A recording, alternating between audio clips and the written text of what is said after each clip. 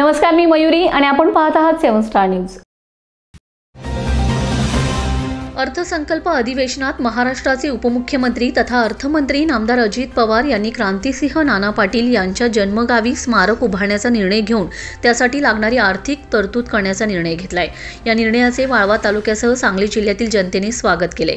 गेल्या अनेक वर्षांपासून क्रांतिसिंह नाना पाटील यांचे स्मारक प्रलंबित होते। यामुळे क्रांतिसिंह नाना पाटील यांचे कर्तृत्व दुर्लक्षित राहिलं होतं। संपूर्ण सांगली जिल्ह्यातील व महाराष्ट्रातील जनतेची अपेक्षा होती क्रांतिसिंह नाना पाटील यांचे कर्तृत्व व विचार नव्या पिढीला व्हावेत, यासाठी त्यांचे स्मारक उभा करण्यात यावे। नामदार अजित पवार यांनी हा निर्णय घेऊन खऱ्या अर्थाने क्रांतिसिंह नाना पाटील यांच्या कर्तृत्वाचा व विचाराचा सन्मान केला असल्याचे मत राष्ट्रवादी काँग्रेस पार्टीचे नेते निशिकांत भोसले पाटील यांनी व्यक्त केले। Laxman Patil, 7 star news, Islampur.